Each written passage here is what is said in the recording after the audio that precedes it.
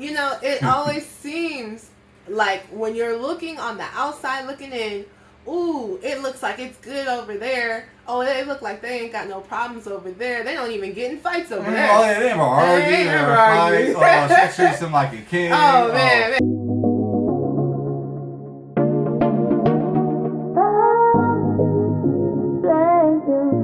Hey fam, it's Jazz. And it's Jaden. And we're coming to you live. With the vibe. Come join the tribe. What tribe? J Tribe. Hey. You know. What's up fam? So we are back again with another video, another episode. We got a spicy one. Get ready. If you like spicy food, this one's for you. Oh, that's a fact. So the title of today's episode is The Comparison Trap. Stop comparing and start thriving. Family, what are we doing? We doing comparisons now? Uh-oh. Oh, no. We got to talk about it. We have to. Because it's such a common thing amongst couples, relationships, marriages, you name it. And even outside of that, right? Even sometimes friends, family, they compare each other, compare one another. So it happens all the time, unfortunately. Unfortunately. So today we're going to dig into that. Yeah, we're going to talk about it. Gotta talk about it. Gotta talk about it for sure. Let's get it. Let's go. Okay. So, like we were saying, this is one of those topics that's so common, right? And sometimes you might not even know that it's something that you're actually doing, right? You might not even know that I'm actually comparing myself to somebody else, or I'm actually wanting what somebody else has, right? Like, that's a form of covetousness. Absolutely, because it come up in your thoughts, and you're thinking about what somebody else has, and you want specifically what they have. Yes. It can really get... And it can get in your feelings, too. It can get in your thoughts, and it can get in your feelings. 100%. And it can even lead to actions. Yeah. Which we're here to share with y'all, just caution y'all, hey, let's prevent that. Let's prevent that, right? Because we definitely don't want that ruining our own selves, right? Because there's a reason why the Most High said not to covet, right? Sure. There's a reason why that's one of the commandments. So it's not only is it going to affect you personally, it could affect your relationships with other people. It could affect your relationship with the Most High. So without further ado, let's dig into our first topic. So the pitfalls of comparison in marriage. I like how you worded it. The pitfalls of comparison. Yes, there's so many pitfalls when it comes to having comparison in a marriage, right? First and foremost, you're not in a competition with nobody else, right? We're not? No. We're not as America, right? We're always competing with each other. We're always, always. It's all about being number one, right? Number one, trying to outdo the next person.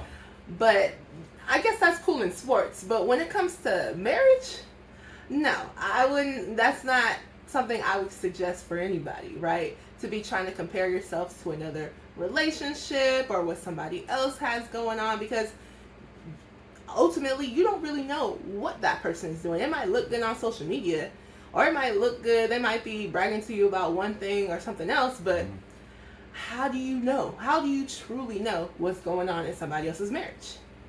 Yeah, especially on social media. It don't have to just be on social media, but it can be, in public, or with your friends or your frenemies or whatever, even with your family members or even with your friends, where wanting what somebody has and specifically what they have, not getting what you can have, because hey, we have the freedom to achieve whatever it is that we go for.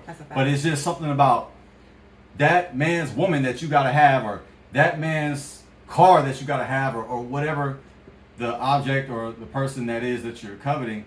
It's definitely a pitfall. It's definitely a trap that we have to avoid, and we see it all the time. Like you said, with social media, you see this image, this projection of what looks like perfection in a marriage. You see what I did? I think I rhymed there, right? Yeah, projection you of sure projection, did. I don't know, something like that, right? But everything looks all hunky-dory, I guess. Everything looks great. You see a couple going on trips and just doing things and looking happy, and then it can happen. It's common for people to see that and, man, I wish my man acted like that. Or, oh man, I wish my woman did that. So it's common to fall in that pitfall. 100%, right? And then that can start causing a strain on your own marriage, right? Now all of a sudden, the things that your husband or your wife is doing is not good enough. Now all of a sudden, you're starting to envy this other couple. You're starting to, create like hate in your heart for that person because, well, why is your life like that? Or why are things going so good for you and I'm over here struggling in this area, but this area in your life seems like it's doing good. It seems like it's flourishing for you. It's very, very, very important not to look at somebody else's journey because we're all on different journeys in this life. We're all doing different things. The Most High has a specific purpose for each one of us. So instead of trying to look at what somebody else got going on, instead of trying to look at, oh, well, they're here and I want to be there, focus on yourself. Focus on what you have going on because your life's not going to get better if you're sitting around looking at somebody else, envying somebody else, and wanting to covet what somebody else has. Yeah, it creates jealousy. And you don't want those feelings of jealousy, of insecurity, of feeling lack, as if you don't have enough in your relationship. Yeah, exactly. God blessed us with abundance. We have everything that we need and even more.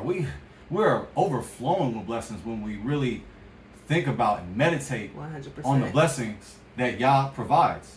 100%. I love how you brought up the lack, right? Yeah. Because that's what you're doing. You are focusing on the lack, but the Most High gives us abundance. God, Yah, He gives us abundance in all the things that we do. All we have to do is go to Him, right? And everything that we need, He said it. He's going to provide it. He knows what we need already, right? So I love that you said that, right? Making sure that you're not focusing on your lack. That's what the enemy wants, right? The enemy wants us to focus on the lack. He wants us to focus on what we don't have. Talk about it. Right? And it's like, but we have so much. We are abundant, right? Don't miss your blessing focusing on what God may or may not have given to somebody else. Absolutely. Wow. Well, I think we got that one. Let's get to the next point. The next point. You want to read that one, baby? Yes. Is this one right here? Yes, indeed. Covetousness, the hidden danger. So who's gonna go first? Ooh, I can dig into this one. Okay. So let's understand a little bit about what covetousness is, right? So covetousness is when you are wanting what someone else has. Baby, you were talking about the Hebrew earlier. What were you saying? Well, yes. The word for covet in Hebrew is chamad, and when you look at the 10th commandment, because it is the 10th commandment, it's not the 10th suggestion. Sometimes I think we think it's the 10 suggestions, but they are commands, family. Yes, indeed. And on the 10th commandment, it says, "Thou shalt not covet," and it goes into details on things and people who not to covet. I don't necessarily have the text in front of me, but in the Hebrew, that word covet, it says, "Thou shalt not covet," which is lo takmod, and lo means no in Hebrew. Lo means no, and takmod means to covet. It means to desire what somebody else has, and we know that it's in a negative sense. Yes. So that verse that you were talking about, that's Exodus 20:17, and this is the ESV version. So you shall not covet your neighbor's house. You shall not covet your neighbor's wife, or his male servant, or his female servant, or his ox, or his donkey, or anything that is your neighbor's, right? So this was a commandment. This is still standing a commandment that we are to follow, right?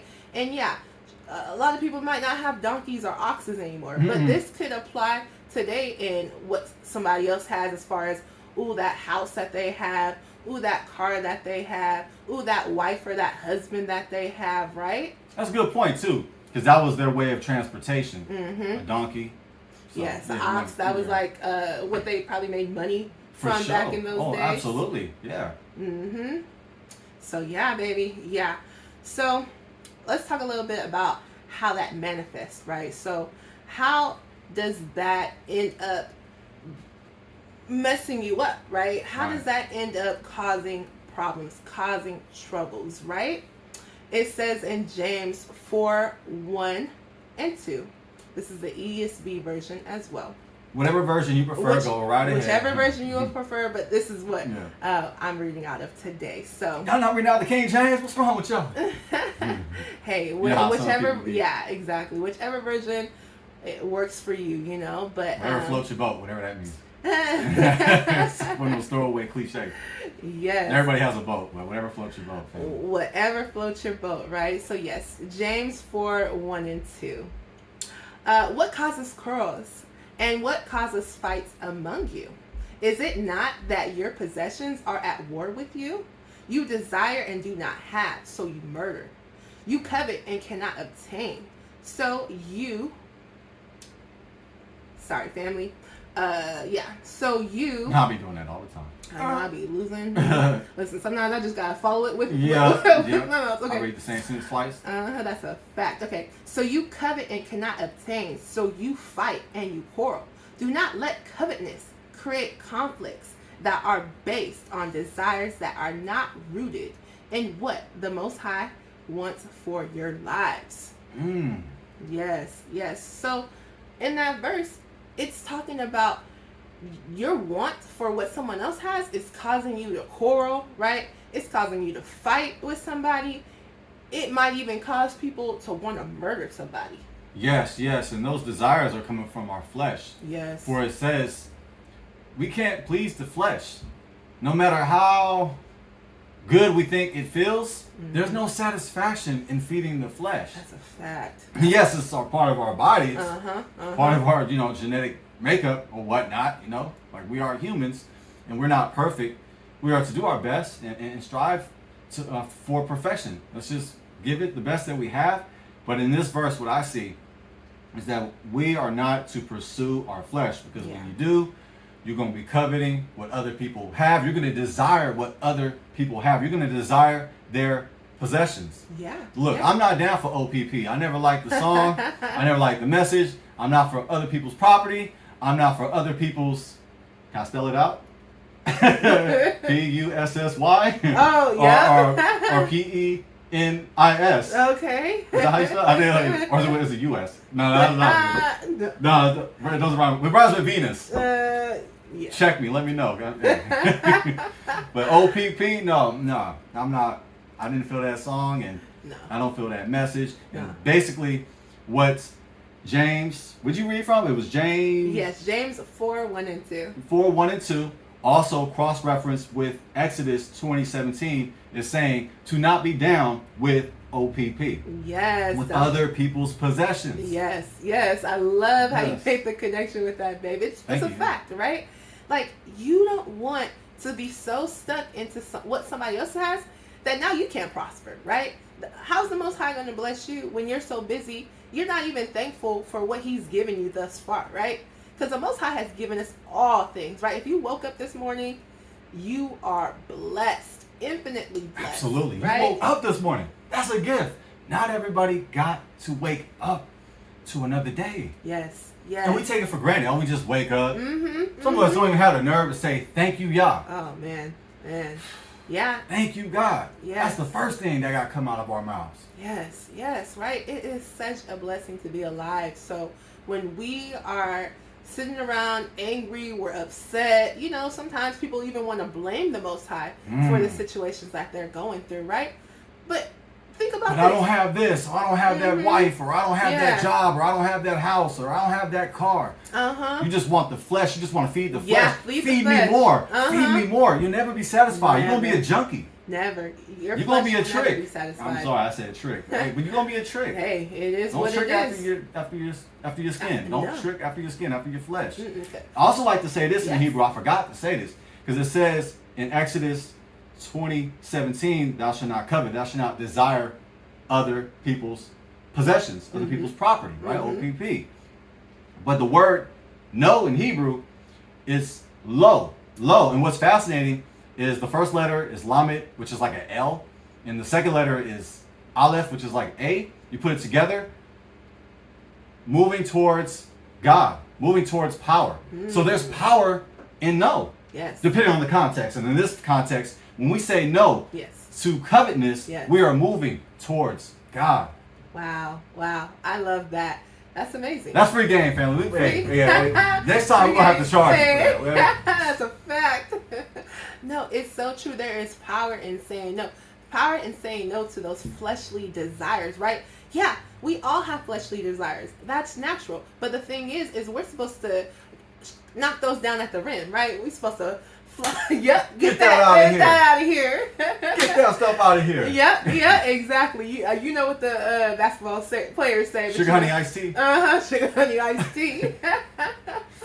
It's a fact, right? So let's make sure that we are not even entertaining that stuff. As soon as it comes up within us, you need to swat it down at the rim. Right. You need to say no, and focus on what you do have. Focus on how much abundance that you truly do have. Oh, you'll be focusing all day. Count your blessings. Hey, it's old school wisdom, but I'm telling you, it's so right now. You count your blessings, you're going to be like, oh, goodness gracious. Wow, I got it made. I got it great. Yes. I am blessed on top of blessed. Also, too, that word no in Hebrew, which is lo. Lo is no in Hebrew, which is lamed, which is like L, and A, which is like aleph, which is like A. L and A, or lamed and aleph. You spell them backwards, aleph and lamed, you get the word El, which is God. So lo spelled backwards in Hebrew is God. Wow, that's beautiful. That's beautiful. The Hebrew. Now, we may have to charge you for that one. We may have to. I don't know. Yeah, when you start digging into we're not. We'll be nice. Even though I'm not nice. I'm kind, but I'm not nice. Hey, that's a fact, right? No, it's a fact. Once you start getting into that Hebrew, oh my goodness, you really start grasping what it's saying, right? Obviously, we know, English, you're going to get a lot out of that. But that Hebrew, you definitely going to get so much in-depth meaning. Absolutely. So much in-depth meaning. But yeah, baby, so I think we killed that. No, yeah, for sure. So let's dig into our next one. So the grass isn't greener. Oh, it's not? Oh, that's what they promote everywhere. It always seems like when you're looking on the outside looking in, ooh, it looks like it's good over there. Oh, they look like they ain't got no problems over there. They don't even get in fights over there. Oh, they never argue. Oh, she treats him like a king. Oh, man, she's so submissive. Oh, you get the picket fence that go with it in the lawn, the grass, the real grass too. Yep, and ooh, girl, he is rich over there. That man right there. Oh yeah, he is rich. He got all this money. Ultimately, be thankful for what you got, right? Because the grass is not greener on the other side. It doesn't matter what we're talking about, because it always looks good. Someone's always going to show you their best foot in public, right? On social media, they're going to be posting all the good posts, the vacation posts, the happy posts, but they're not going to post the things that they're struggling in or the things that they're lacking in. You know what I'm saying? That's an honest couple right there, if they are. Listen, I don't know what to happen. Oh, right? Yeah. Most likely they're going to be posting the good times. They're not going to be posting the best presentation. They're not going to be posting the other stuff, right? So it's important to know that the grass isn't greener, right? We're supposed to be thanking the Most High, thank God for what you have for your spouse, right? Right. Your spouse is a gift from the Most High, And if you're struggling in some area with your spouse, you need to bring that to the Most High. Figure out, what is He trying to teach me in this situation, right? And you can do that without belittling your spouse, without comparing your spouse to someone else. Well, such and such's husband does X, Y, and Z for her. No, that's not how you should go about the situation. If there's something that you want to discuss with your spouse, and there's, maybe some things that you guys are struggling in and you want to talk to talk to your spouse about, do it, right? That's what we're supposed to do. We're supposed to come to our spouse and go to the Most High when we're feeling these types of ways, right? And figure out a solution. But trying to compare and wish and hope and think that maybe, maybe my wife, maybe my husband, maybe that's not the one for me. Maybe I need to go out here and get me somebody over here. You know what I'm saying? We do not want to covet, other marriages and like how you said it. Look what he's doing and look how romantic he is and look all the stuff that he's buying her. Did you see that Valentine's Day post? Won't you do that for me, babe? Like, you don't do that for me. You don't surprise me with nothing. Like, don't fall into the trap, the comparison trap. Don't fall into it. You know your husband has done so much for you every single day of the week. You don't know if that, because you don't really know what's really going on. Like you said, you're only seeing a presentation that's online, or even what they tell you. If you see them in person, they're telling you, they're the great version. They're not going to give you the specifics, and they shouldn't. No, it's really none of our business. No, 100%. And sometimes they're telling you these things so you can be envious of them, right? They might be saying, "Oh, well, my man, he's making X, Y, and Z." Well, first and foremost, why do I need to know how much your man is making? Like, I never even asked you that question. Why are you trying to bring that to my attention? And honestly, hey, that's a blessing. I'm happy. Hey, that's great. Praise God. That's sure. Great for you and your husband and for your family. So. It's true. But sometimes we do have to be mindful, and this is a little off topic, but sometimes we have to be mindful what we talk about around other people. You know what I'm saying? Mm-hmm. Because I've never felt the need to tell somebody about how much my husband makes. I never felt the need to do that. Yeah. Well, just in general, right? Even like, he makes what? No, it's true, right? Because why do we need to tell? I'm not gonna tell y'all either. Well, why do we need to tell people, like, just no. It's one thing if like people are trying to get like information, like for instance, like someone's trying to go out for a certain job, right? And maybe you're in that job and you're like, well, okay, what are some of the expecting like salaries that we can make within this job, right? This range, right? It's nothing wrong with going to a friend and being like, okay, so I noticed you have this job. What are the ranges of pay that you can receive in that job?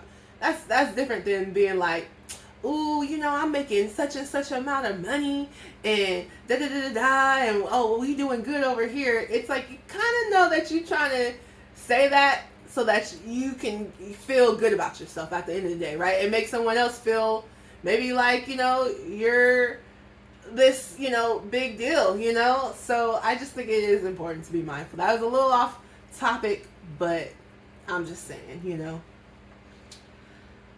Absolutely. Let's get to the next point. Yes, indeed. So yeah, we killed that one.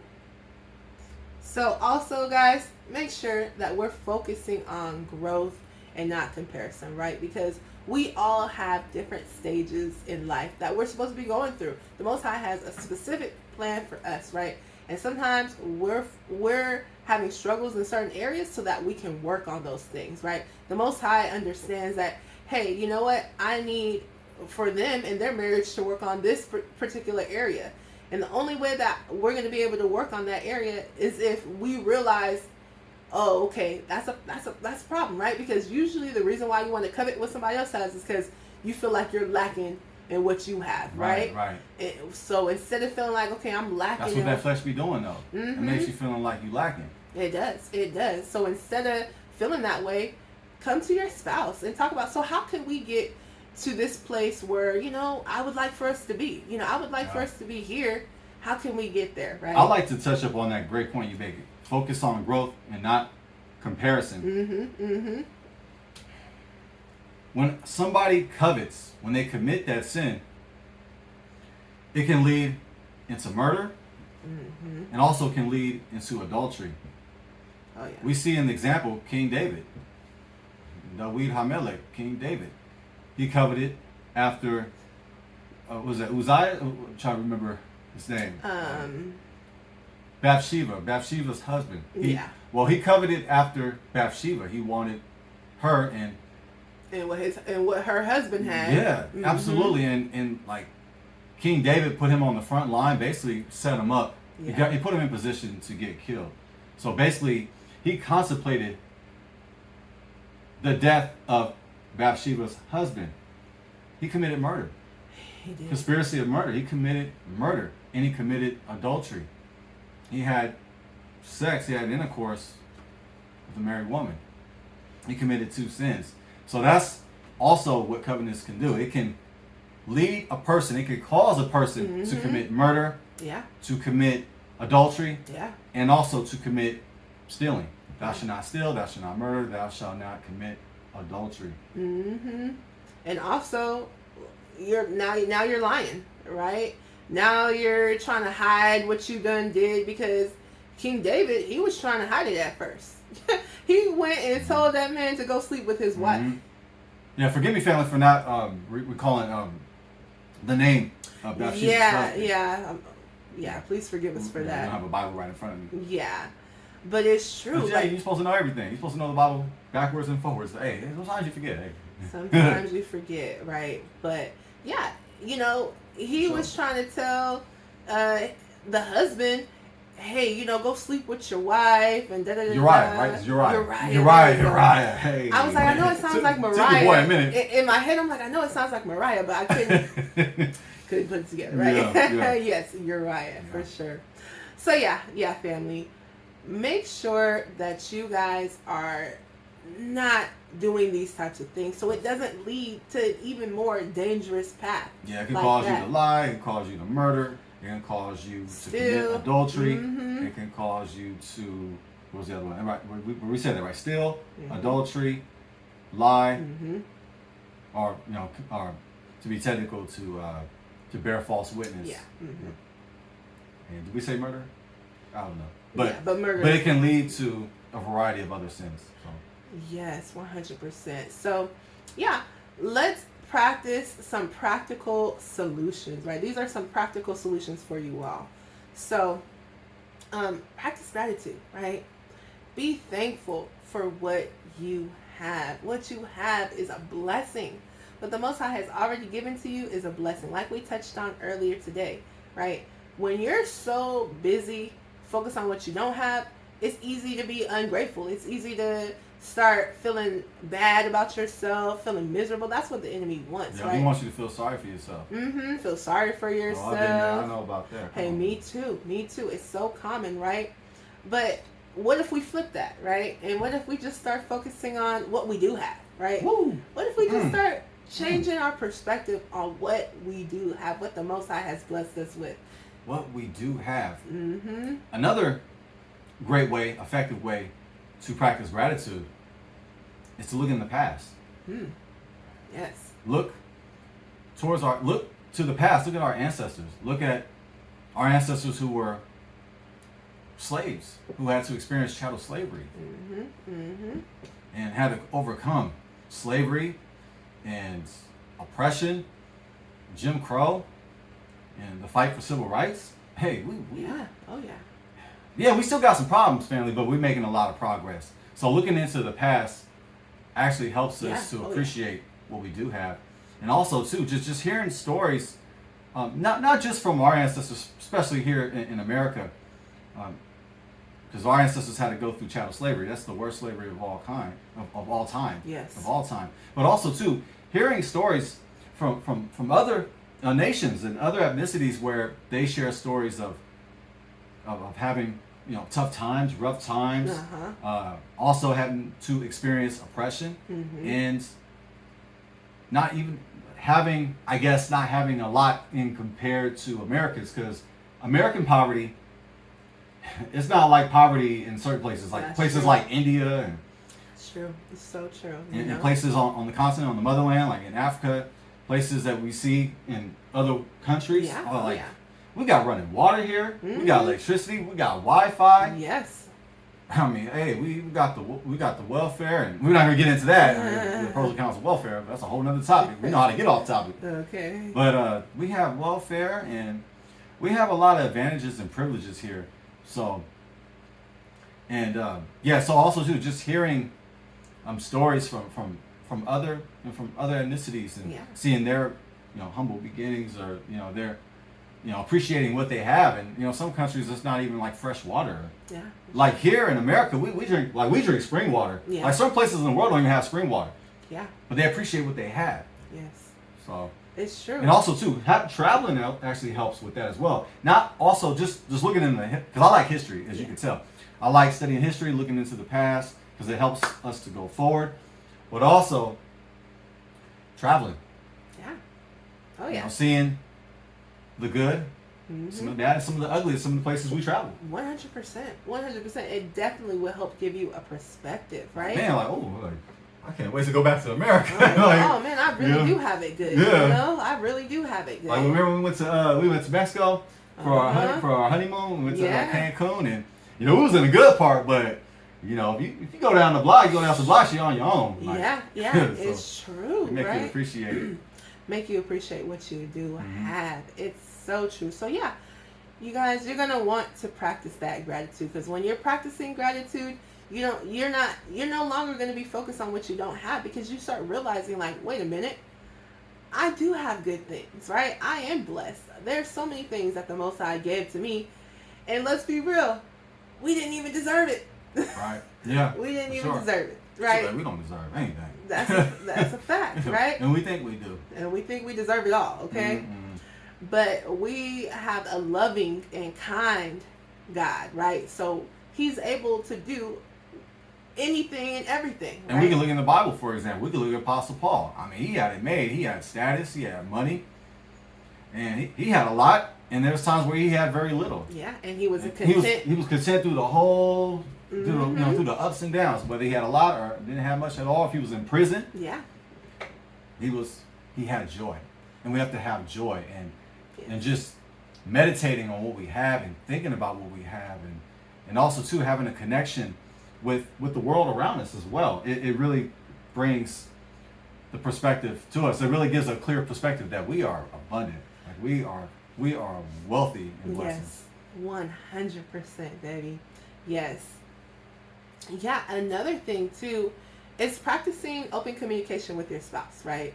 So if you are feeling like, hey, you know what, there's some areas that we can work on to be better, because ultimately we always want to grow. We always want to be better, right? So yeah, if you see areas that need growth in your marriage, there's nothing wrong with coming to your spouse, talking to your spouse about it, and have open communication. Don't shut somebody down, or don't start making them feel bad. No, start figuring out solutions, right? Solutions. How can we solve this, right? Because I know that we are going through this, not just because we're going through it. No, we're going through this so that we can grow and so that we can learn. Absolutely. Yeah, communication is definitely key. But some of the things that we may think we want, we got to throw that away. So I believe we should speak to the Creator first. Before we go to our spouse, we have to talk to the Creator. Yes. And meditate. And meditate is not just closing your eyes. It's also speaking. It's to utter. It's to be in deep thought, to muse, to think deeply about a matter, about whatever it is that you're going through. So meditation, it involves, several aspects of thinking, of uttering, of growling, of uttering. So we have to really think about, like, why do I feel jealous? Why do I feel the emotions of covet? How you say that? Coveted.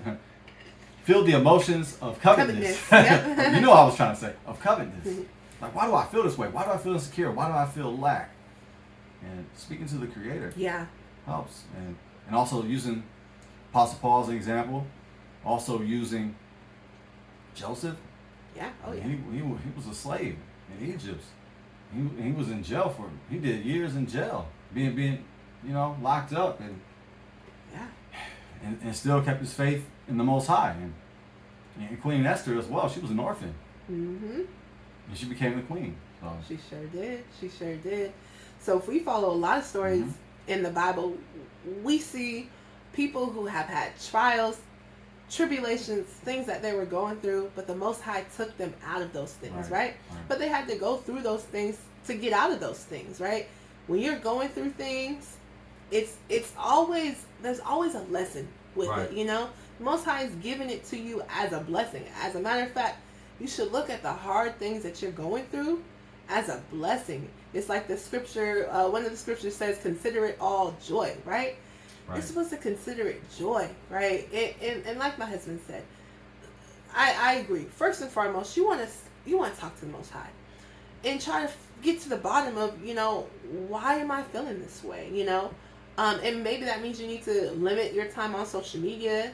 Right, You know, there you go. That's right? a good solution. Yeah. Maybe you also, if there's certain shows, if you're watching, the Housewives or whatever the case may be, and maybe you're looking at their lifestyle, maybe you need to stop watching those shows. Yeah, it becomes a stronghold, and it just has an impact on your mind, and you think that you really want these things, but why do you really want these things? Well, Is it to keep up with the next person, right?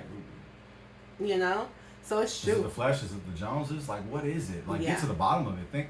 Think about it. Meditate on it. What is causing this? So, yeah, I just want to say that not everything that we think we want, I say that on purpose, that we think we want, is worth even trying to get your partner to do that. Like, yeah. That's 100% a fact.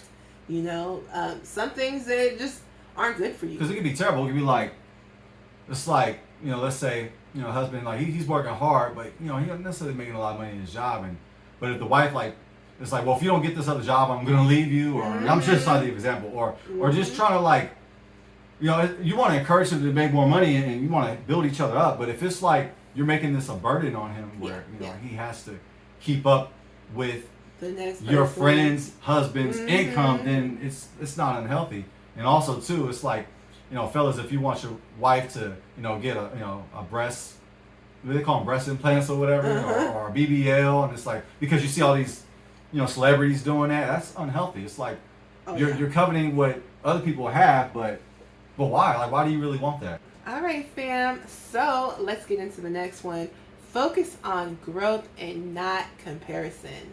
Yes, because comparison, that perspective is from lack. Yes. You're looking at what somebody else is doing or what they have, and you're looking at what you don't have. When we have so much around us, focus on growth. Focus on getting better in our personal lives, and also focus on growth. We can do that by appreciating our spouse, appreciating our wife for what they do, for how they help you and how they help the family. 100%. That's going to bring growth in the relationship because you have this perspective of completeness, of peace, of shalom. Yes. It's so true, right? When we focus on growth, right, the things that we can grow from a situation, rather than focusing on what we're lacking in the situation, now you actually have the potential for things to get better. But if you're just sitting around and just focusing on the lack and not what you're growing from the situation, it's not going to help. It's not going to help your marriage. It's not going to help you to feel any better. There's no gain from that. There's no growth from that, right? So let's focus on the growth, fam. In order to grow, you may have to cut some weeds out. That's a fact. What I mean is the addiction of social media. Social media is a blessing. Yes, it is. Thank God for social media. I know some of y'all think, thank God for social media. I mean, we're on social media right now. Absolutely. It's a blessing that we're speaking to you. Yes. And it's a blessing that you're listening, you're taking your time to watch us and listen to us. Yes, we appreciate it. However, let's cut out the addiction of being on social media. Let's cut out the addiction of the whole comparison game, of the whole competition. You want to do better than your friends. You want to do better than your family. You want to do better than so-and-so online.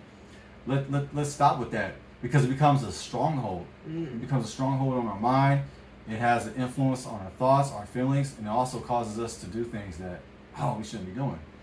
That is a fact. In order to have growth, you got to prune them things. You got to cut away the stuff that's not necessary, the stuff that's not helping you. That stuff is actually hurting you. It's hindering you. It might cause a little pain at first. Not, I would say pain, but it's like a little different because you want to just look at your phone all the time and you want to go through that. But hey, if you're watching too many TV shows or reality shows, or you're looking at celebrities too much and they're having this influence on you, well, when you cut them away, you cut out the addiction. You cut out the stronghold. It's going to help you grow individually, and it's going to help your relationship grow because you're looking at a perspective of plentifulness, of abundance, instead of, I wish she did this, or I wish he did that, or I wish they were like them. So. 100%. Those are some amazing points, baby. So let's get off into our next topic. Pray together, right? praying together is another amazing practical solution that we can all use to help us through these issues. In James 5:16, it encourages us to confess your sins to one another and pray for one another that you may be healed. The prayer of a righteous person has great power as it is working, right? So you want to pray with your spouse, right? Not only do you want to pray personally with the Most High, but you also want to pray with your spouse. Because like it says in the Bible, when two or more come together in agreement, the Most High is in the midst, right? You are actually multiplied now. That's right. You and your spouse, you guys are standing on agreement, right? So it's so important. Pray. If there's things that you're struggling with in your marriage, pray. Pray personally with the Most High, but also pray with your spouse, right? So you guys can come together in agreement, and so that you guys can seek the Most High together, and that He can direct your path, right? Because you're not going through a trial for no reason, you know? It's all for your benefit. Prayer is powerful, especially together. Yes. Now, to keep it a buck with y'all, in our early days, we didn't pray together as much. That's true. But we pray together now, and it is powerful when we pray together. It is. Yes, it helps our marriage.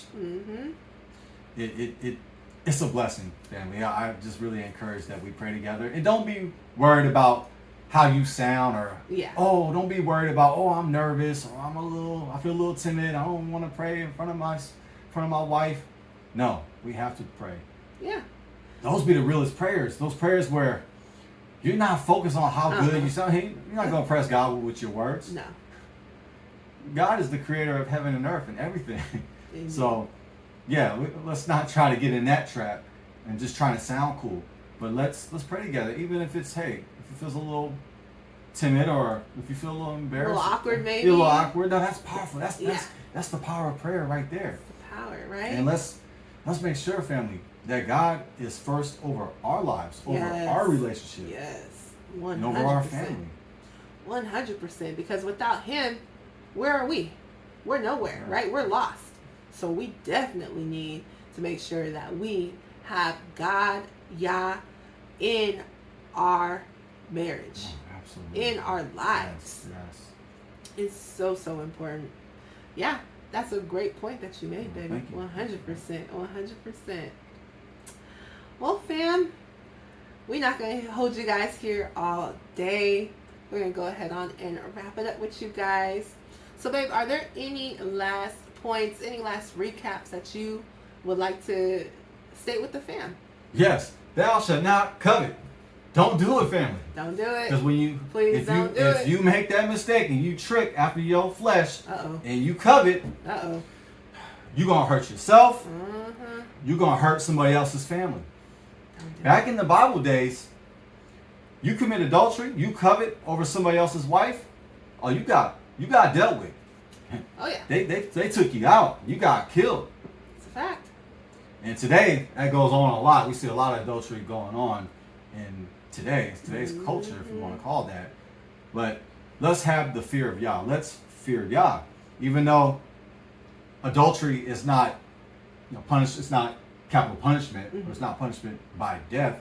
Let's have the fear of Yah to not commit adultery, because adultery it comes from covetousness. When you covet, it leads to adultery, it leads to stealing, it leads to lying or committing false testimony, or it also leads to murder.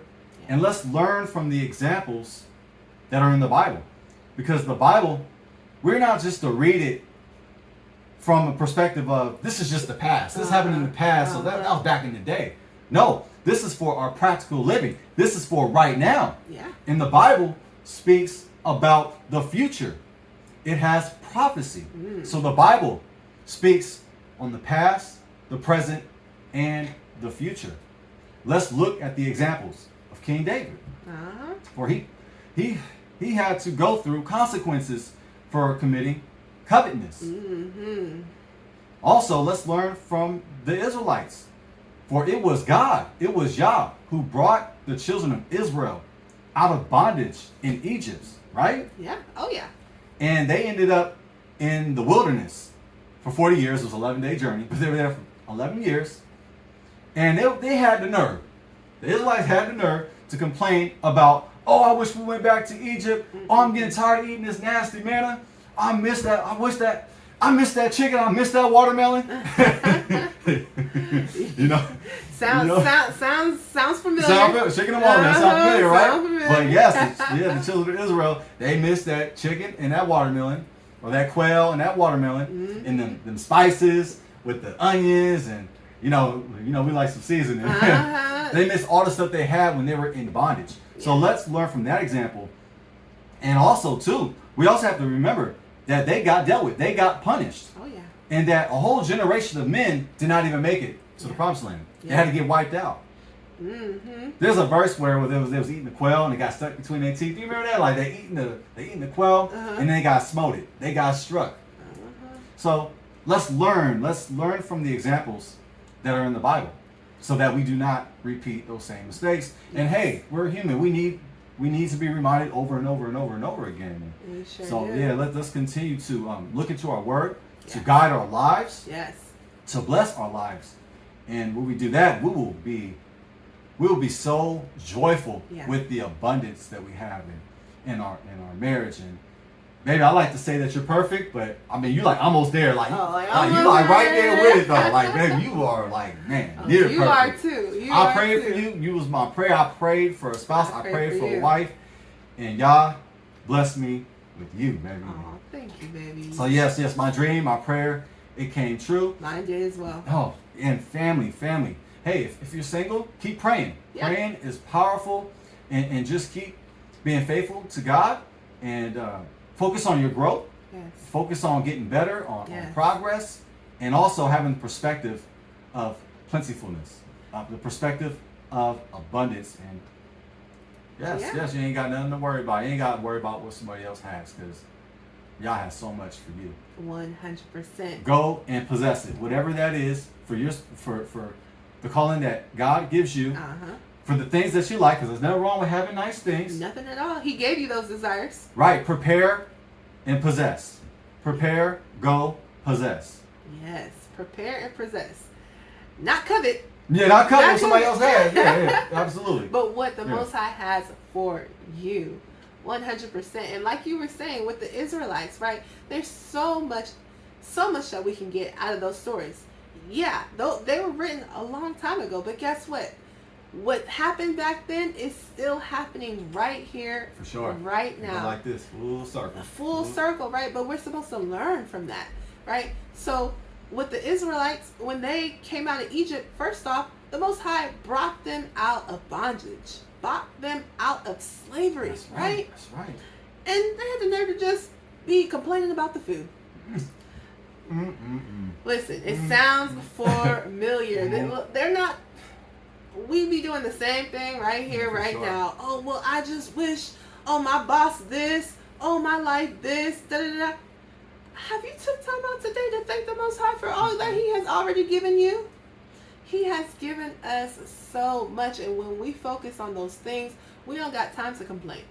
We don't got time to covet what somebody else has, because we know how much we've already been given by the Most High, right? And also understand that what He has for you is specifically for you. He made it for you. He didn't make what somebody else had going on for them for you. No. What's for you is perfectly made for you. You're going to love it even more. It's going to be even greater than you can imagine, right? Yes. So like my husband said, go out there and possess it, right? If you don't have it right now, you don't have it currently, keep striving. Prayer, work on yourself. If you're not married yet, pray. Continue to work on yourself, and the Most High will provide for you. Trust and believe me. We prayed for a spouse beforehand, and guess what? The Most High provided that for us, And also, too, when you get what you prayed for, don't be ungrateful now. Because now, you got it now, so now it's old. No. Remember, like, there was times when I used to pray for a husband, right? So, don't turn back now and be thinking like, oh, well, now I have it, and now I'm ungrateful, and now I want this, that, and the third. That's a powerful perspective. Appreciate what you already have, what the Most High has given you, right? Absolutely. Yes. Well said. Oh, you did a great job too, baby. Yeah, don't be a home wrecker family. In other words, don't wreck somebody else's home, what they have. No, don't do it. Don't do it. Because you're not going to be able to prosper from that. How can you be blessed trying to covet what somebody else has? I was like, I don't want to say it, but I'm going to say it. There's other fish in the sea, right? Other fish. We're human beings, we're not fish, but you get the whole moral. Yeah, 100%. There's so many people out there, so when you have the attitude of abundance, you won't have the feelings of, oh, there's not enough good men out there, there's not enough good women out there. All the good men are taken. Yeah. So I gotta creep with the married. Yeah, man. I gotta go take somebody else's man because all the good men are gone. I mean, it's gonna take some patience now. I had to go through some interesting days back in the day before y'all blessed me with you. Yeah, no. I like to share them with you, but this is gonna be off topic. Yeah, that's gonna be in another episode for sure. Yeah. But yeah, it's 100% true, family. So, stay strong, be patient, and make sure that we are not focusing on, the grass is greener over there, because it's not, family. It's not. Don't fall into that trap. Every relationship has its challenges. Oh yeah. Yeah, it has its obstacles. But those obstacles are there to make you stronger, to make you better. That's right. It's for our growth. It's for our growth, 100%, fam. Well, I think that's about it. I think we about covered it, guys. Yeah, it's about that time. It's time to get up out of here. Time. Listen, if you guys have any other suggestions or anything, please make sure that you leave it in the comment section. Yes, family, and please feel free to like, share, subscribe, and comment. Yes, please do. We appreciate it. Thank you, family. Thank you, family. So we'll see you guys next Sunday. And until next time, I'm Jazz. I'm Jaden. Peace.